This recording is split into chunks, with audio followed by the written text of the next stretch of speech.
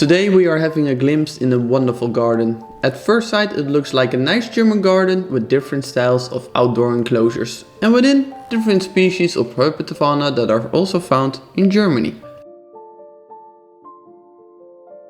But if we take a step back and focus away from just the animals, this garden is more than that. Fields are restored with mostly native herbs and flowers.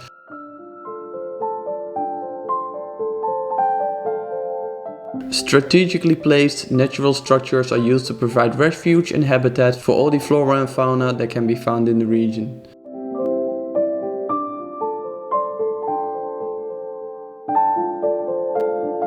For instance, these sandhills, intentionally kept for different species of bees and other insects, with plants that are also naturally found in sandy areas. All in all, it almost felt like a rebellion against the monoculture of your average garden. The outdoor enclosures with the animals and plants found within were part of something bigger, and I found it very inspirational to walk around in this garden. During this video we will explore this garden and take a look at the reptiles and amphibians, the enclosures, the way everything is kept and how it works, and we get to see a few small surprises. We will start by taking a look at the different types of outdoor enclosures that you can find here and also how they are in general set up.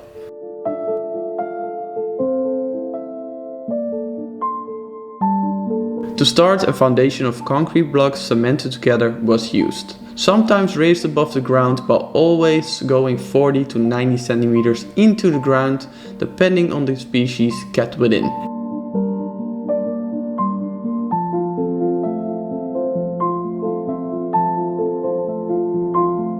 As extra barrier, all enclosures had mesh in the bottom, preventing animals from digging in or out. What I liked about the raised structures is the level of sight you had into the enclosure, giving a very nice perspective upon the animals and decoration. This was very different to the classical top-down view of most outdoor enclosures, and I thought it was really cool.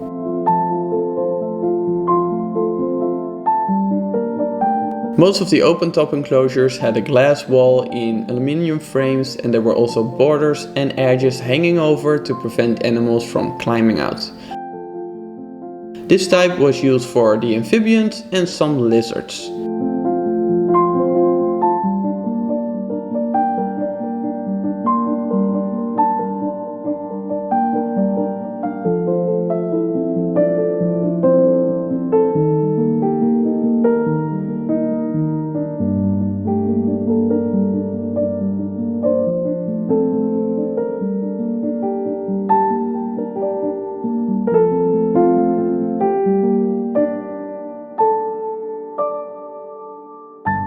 The snakes were mostly kept in totally enclosed greenhouse-like structures with glass walls and on top a very fine mesh for UV penetration and ventilation.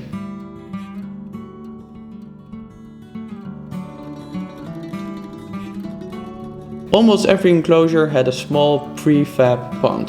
The ponds looked very clear and were full of life. Yet none of the ponds were directly filtered. Instead, an overflow system is used to either compensate for evaporation or to exchange some of the water.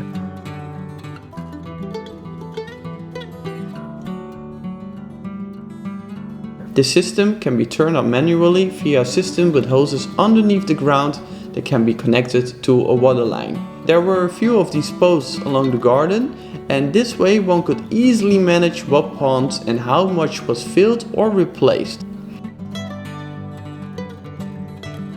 In setups where misting was needed, like for instance with the Salamandra, garden misters connected to a timer was used. The whole system was relatively simple, but it worked well.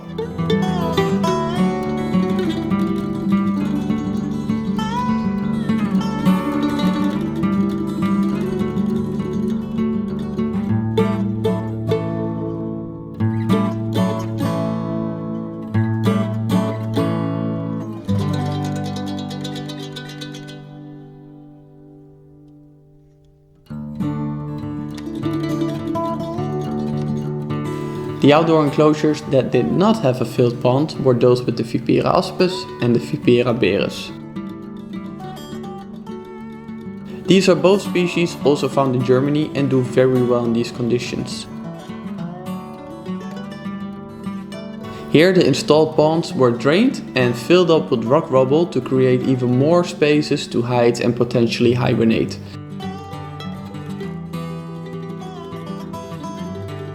If you looked closely, you found plenty of young that were born in the previous year and all hibernated in this enclosure. And looking at the size of this Vipera auspis female, offspring of those could also be expected soon. I still have a soft spot for Vipera. I think they are great snakes to keep, but after seeing so many species being kept outside successfully, I don't think I could ever keep them indoors again.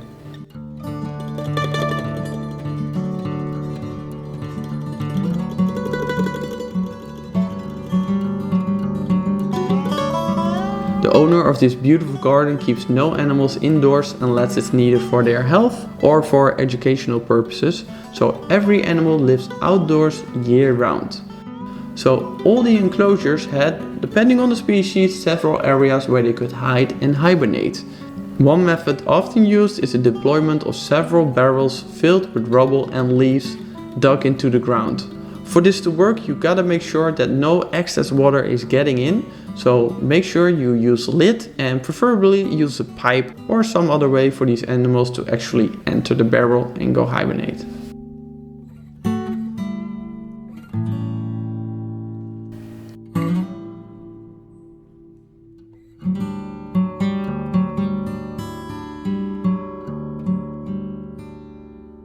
You might have noticed I like turtles, so I spend a lot of time exploring this outdoor pond, getting ideas and watching the turtles behave. In here we can see some Emys orbicularis, also known as the European pond turtle. All in all, this outdoor enclosure was built relatively simple, again with the concrete structure, and that was also used to keep the pond liner in place. The pond was nice and deep and there was a lot of life, a lot of plants, and it all in all just looked astounding. The turtles had plenty of swimming space and there were areas where they could walk on the land and hide between all the plants. The pond itself was very deep and filled with vegetation. If the turtles wanted to lay eggs, there's this sand hill for them to do so. And this seemed to work well, because if you look closely, several young were found swimming around and hunting for all sorts of small prey in between the vegetation.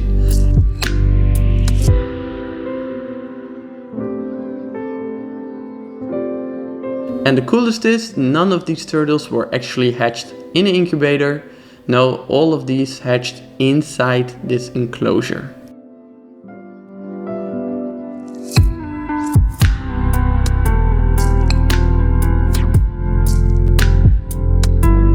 All the turtles were very curious and did not mind us walking around while they were basking.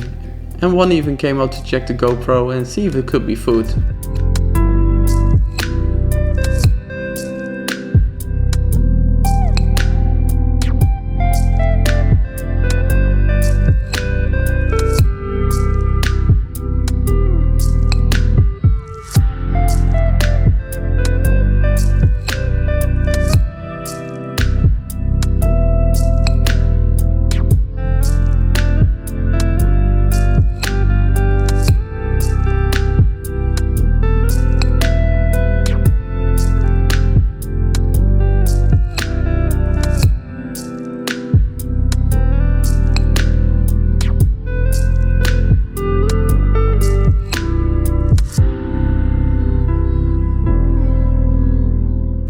In this enclosure was one of the many surprises of this garden. This is the Harvestmouse, the smallest rodent found in Europe.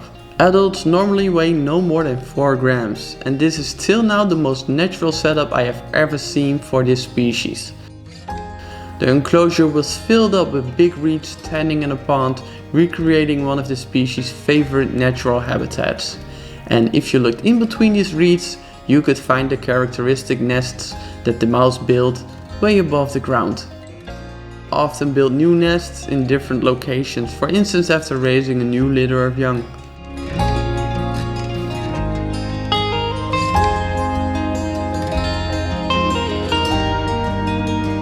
These small mice look very cute, but many small rodents can actually be very territorial, and in here there were only a few dominant animals. The owner told me that only the dominant female seems to get the young, which was quite interesting.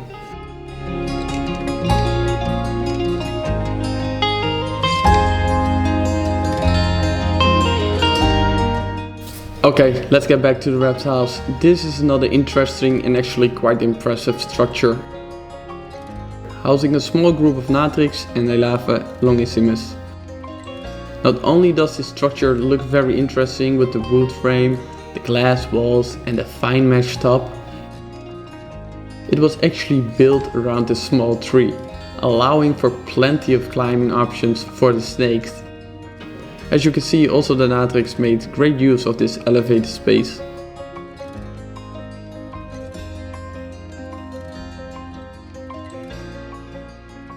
It was really fun to see the diversity of the different types of setups used for all the animals.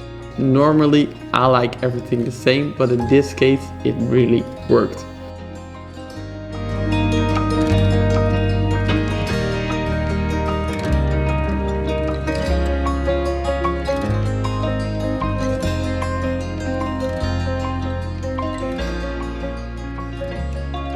And then there's this area. Now the whole garden, absolutely great, but this section was my absolute favorite. It had so many layers, it was incredible. You just kept exploring and finding new animals or plants.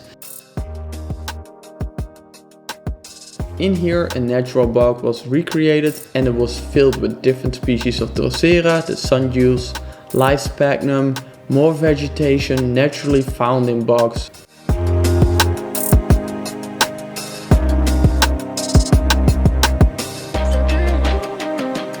You are not able to tell from this video, but this bog area was really deep and it was filled with peat.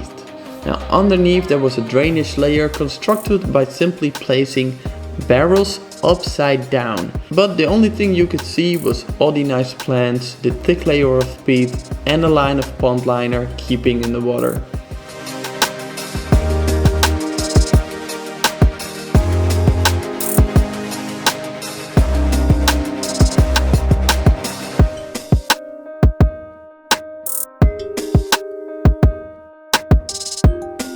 In this section were living some Sotoka and some amphibians. Unfortunately the Sotoka were pretty shy, so I wasn't able to get them on camera. But it was really cool to see how these animals were accommodated for. As you can see, there's this clear border with a more sandy and dry area, so the animal could choose. And like every enclosures, all the creatures living within had so many options and were accommodated for wherever possible.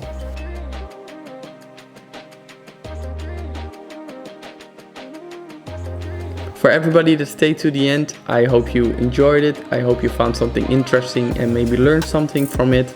I have a few more outdoor enclosure videos coming up, so if you like this stuff, then maybe stick around. For now I just want to thank everybody and also to the person having me over. This was just a lot of fun.